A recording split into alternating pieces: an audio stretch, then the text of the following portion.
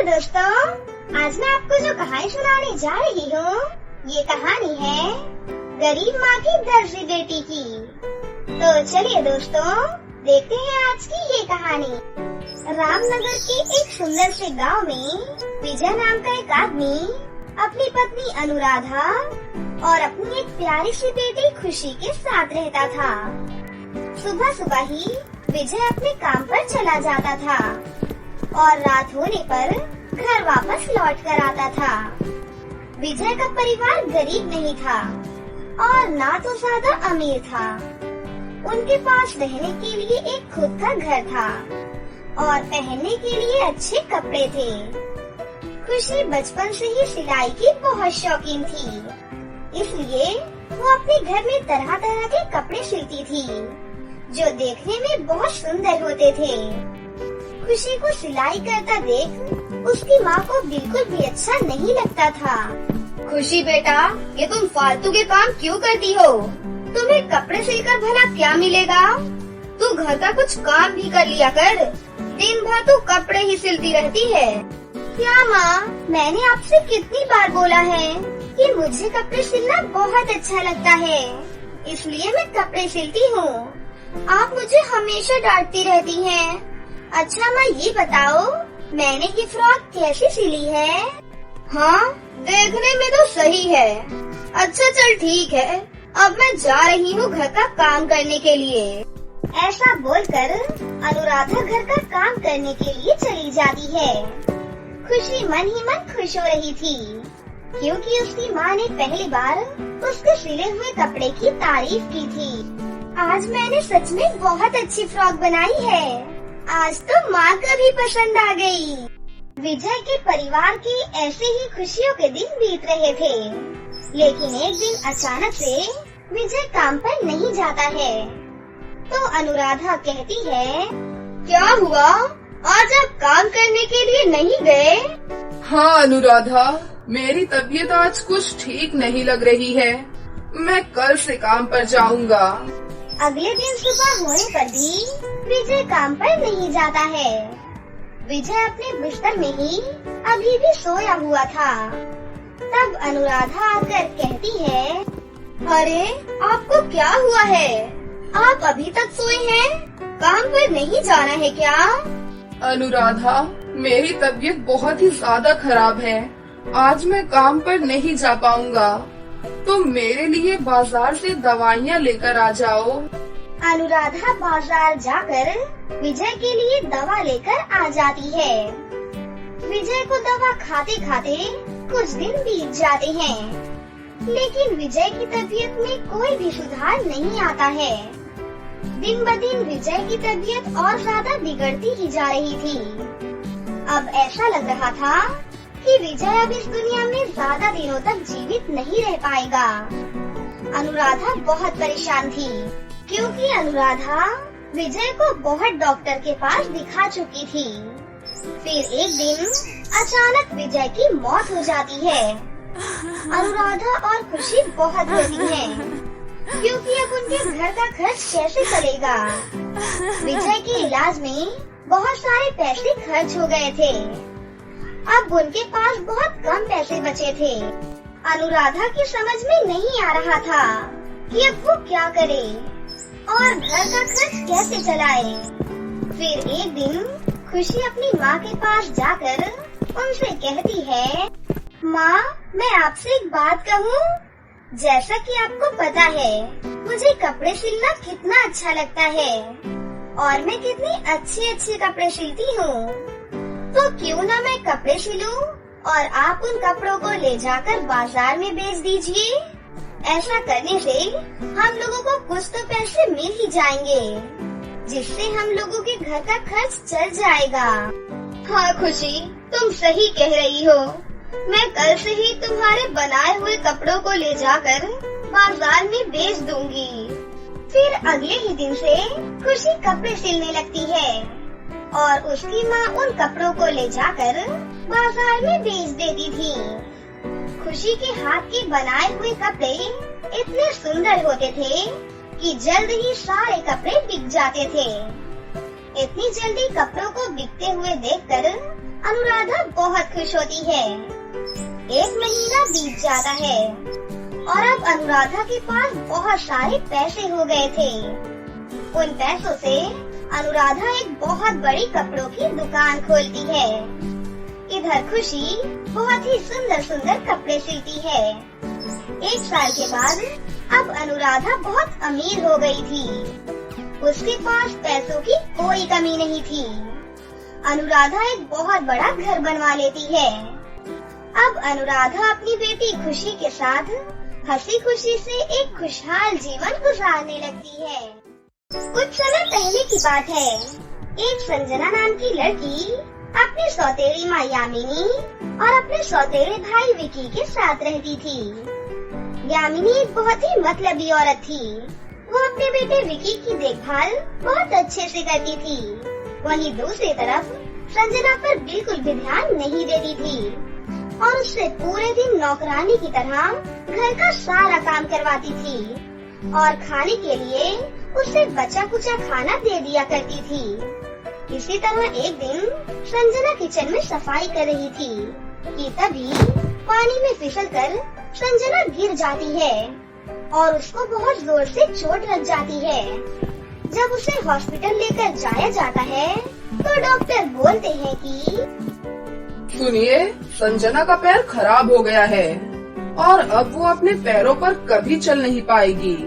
उसके बाद से संजना लंगड़ी हो जाती है, लेकिन उसके लंगड़े हो जाने के बाद भी उसका सौतेला भाई उससे काम करवाता था। उन दोनों को संजना पर जरा सा भी तरस नहीं आता था।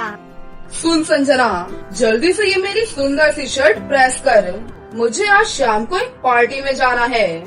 भैया, मैं बहुत थक गई हूँ भैया। मुझे बहुत तेज भूख लगी है। अभी मैं खाना खा रही हूँ भैया। खाना खाने के बाद प्रेस कर दूंगी। मुझे कुछ नहीं पता, समझी? मुझे अभी के अभी शर्ट चाहिए। खाना छोड़ और प्रेस कर। इतना कहकर विकी संजना के खाने की थाली उससे छीन लेता है। बेचारी संजना मायूस होकर शर्ट प्रेस करने लग जाती है। आयरन ज्यादा गर्म होने की वजह से विकी की शर्ट जल जाती है। ये देखकर संजना बहुत परेशान हो जाती है। हे भगवान, ये शर्ट तो जल गई। अगर विकी भैया को ये शर्ट नहीं मिली तो वो मेरी जान ही निकाल देंगे। मैं जल्दी से बाजार जाकर ऐसे ही एक नई शर्ट ले आती हूँ। जैसे ही संजना विकी के लिए नई शर्ट खरीदने के लिए जाती है, तभी संजना को कुछ लड़के दिखाई देते हैं। अरे संजना, कहाँ जा रही हो तुम? विकी भैया की शर्ट प्रेस करते वक्त मुझसे जल गई है। मैं वैसी ही एक शर्ट बाजार से लेने जा रही हूँ, लेकिन मुझे कुछ भी समझ नहीं आ रहा। वैसी की वैसी शर्ट मुझे कहाँ मिलेगी? क्या तुम मेरी मदद कर सकते हो? हाँ हाँ, क्यों नहीं। वो शर्ट तो दुकान पर मिलती है। थोड़ी दूर चलने के बाद तुम्हें वो दुकान भी मिल जाएगी। आपका बहुत बहुत शुक्रिया भैया। उसके बाद संजना थोड़ा आगे बढ़ती है। थोड़ी ही दूरी पर संजना कीचड़ में गिर जाती है। ये देखकर वो लड़के जोर जोर से हंसने लग जाते हैं। अपना मजाक उड़ता देखकर संजना को बहुत तकलीफ होती है और वो धीरे धीरे उस कीचड़ से बाहर आ जाती है और अपने घर पर वापस आ जाती है। वहीं दूसरी तरफ विकी अपनी शर्ट को जला हुआ पाकर बहुत ही गुस्सा हो जाता है और संजना के घर आने का इंतजार करने लगता है। घर आने पर वो संजना की खूब पिटाई करता है और उसको खरी खोटी सुनाता है। अगर आज के बाद तूने मेरी कोई भी शर्ट जलाई तो मैं तेरी जान ले लूंगा। जितनी तेरी औकात है उससे महंगी शर्ट थी वो। विकी की ये बातें सुनकर संजना दुखी होकर अपने कमरे में चली जाती है और कमरे में बैठकर जोर जोर से रोने लग जाती है। हे भगवान, मुझे ये कैसी जिंदगी मिली है जहाँ मेरा कोई भी अपना नहीं। ये दोनों माँ बेटा मुझे कितना परेशान करते हैं। जब देखो मुझे बिना बात के कुछ न कुछ सुनाते ही रहते हैं, मेरी पिटाई भी करते हैं। अब क्या होगा मेरा? क्या पूरी जिंदगी मैं इन्हीं लोगों से मार खाती रहूंगी? इसी तरह से काफी दिन और बीत जाते हैं। सुन संजना, आज मेरा मीठे मीठे फल खाने का मन हो रहा है। जल्दी उठ और जंगल से फल लेकर आ। भैया, आपको तो पता है ना कि मैं लंगड़ी हूँ। मुझे इतनी दूर जंगल जाने में बहुत कष्ट होगा। और आप मुझे वहाँ क्यों भेज रहे हैं भैया? वहाँ तो खतरनाक जानवर रहते हैं। अगर किसी जानवर ने मुझ पर हमला कर दिया तो मैं तो भाग भी नहीं पाऊंगी भैया। अरे वाह, ये तो बहुत ही अच्छी बात है। अगर कोई जंगली जानवर तुझे मार कर खा जाएगा तो मुझे तुझसे छुटकारा मिलेगा और उस जानवर का पेट भी भर जाएगा। मैं आपकी बहन हूँ भैया, आप मेरे बारे में ऐसा क्यों सोचते हो? अरे पागल, तू मेरी बहन नहीं, सौतेली बहन है। अगर तुझे इस घर में रहना है तो मेरी बात माननी ही होगी। अब बातें बंद कर और जल्दी से मेरे लिए फल लेकर आ। संजना बेचारी भाई की बात मानकर जंगल की ओर निकल पड़ती है। लेकिन जैसे ही वो जंगल में पहुंचती है, उसे रास्ते में ही एक जादूगरनी दिखाई देती है। जादूगरनी संजना को देखते ही मन बहुत खुश हो जाती है और बोलती है, अरे वाह, इतने दिनों बाद कोई इंसान इस जंगल में आया है। अब तो मैं इसे मार कर इसकी बलि चढ़ाऊंगी। नहीं नहीं, मुझे मत मारो। मैंने तुम्हारा क्या बिगाड़ा है? मुझे छोड़ दो, मुझे घर जाने दो। वो जादूगरनी संजना की बातों में बिल्कुल नहीं आती और संजना को पकड़कर अपने जादुई जंगल में ले जाती है। पास के जंगल में रहने वाली लीना परी ये सारी चीजें देख रही थी। वो तुरंत ही अपनी जादुई छड़ी घुमाती है और उस जादूगरनी को रस्सी से बांध देती है और उसकी सारी जादुई शक्तियाँ उससे छीन लेती हैं। परी, तूने मेरी सारी शक्तियाँ मुझसे छीन ली है। आज मैं तुझे जिंदा नहीं छोड़ूंगी। अभी तो मैंने सिर्फ तुम्हारी शक्तियाँ छीनी है। इससे पहले कि मैं तुम्हें खत्म कर दूं, चली जाओ यहाँ से। परी को गुस्से में देखकर जादूगरनी वहाँ से डरकर भाग जाती है। फिर परी संजना को अपने साथ अपने परीलोक ले जाती है। परीलोक में चारों ओर बहुत सुंदर नजारा था और बहुत सारे फूल खिले हुए थे। वहाँ पर बगीचों में ढेर सारे हीरे मोती नजर आ रहे थे। परी अपनी जादुई शक्तियों से संजना के दोनों पैर ठीक कर देती है। ये देखकर संजना की खुशी का कोई ठिकाना ही नहीं रहता। अरे, ये तो कमाल हो गया। अब मैं ठीक से चल सकती हूँ। मेरा पैर ठीक हो गया है। अब मैं ठीक से चलूंगी। परी जी, आपका बहुत बहुत शुक्रिया परी जी। मैं सब जानती हूँ संजना कि तुम्हारी सौतेली माँ और भाई तुम्हारे ऊपर कितना जुल्म करते हैं, लेकिन तुम बिल्कुल चिंता मत करो। मैं तुम्हें एक जादुई हीरा देना चाहती हूँ। इसकी वजह से तुम्हें बहुत सारी शक्तियाँ मिलेंगी और अब तुम्हारा कोई कुछ भी नहीं बिगाड़ सकता है। इसी हीरे से तुम अपनी माँ और अपने भाई को सबक भी सिखा सकती हो। परी की ये बातें सुनकर संजना बहुत खुश हो जाती है। आपका बहुत बहुत धन्यवाद परी जी। उसके बाद संजना हवा में उड़कर अपने घर वापस चली आती है। संजना अपनी जादुई शक्तियों से बहुत सारे सुंदर सुंदर ड्रेस प्रकट करती है। तभी उसके पास उसकी सौतेली माँ और भाई आ जाते हैं। संजना, तुम्हारे पास इतने सुंदर सुंदर कपड़े कहाँ से आए और तुम्हारा पैर कैसे ठीक हो गया? एक अच्छी परी ने मेरा पैर ठीक कर दिया भैया और मुझे बहुत सारी जादुई शक्तियाँ भी दी हैं और अब मैं अच्छी तरह चल सकती हूँ। अगर तुम दोनों ने मुझे परेशान करने की कोशिश की या मुझ पर अत्याचार करने की कोशिश की तो तुम्हारे साथ भी बहुत गलत हो सकता है। अरे, अचानक से इतनी अकड़ कहाँ से आ गई तुझमें? लगता है तेरी अकड़ ठिकाने लगानी पड़ेगी। अरे माँ, बिल्कुल सही बोल रही हैं आप। अब कुछ ज्यादा ही नखरे दिखा रही है। चलो, इसके सारे नखरे निकाल देते हैं आज। इसके बाद दोनों माँ बेटा मिलकर संजना को पीटने लग जाते हैं।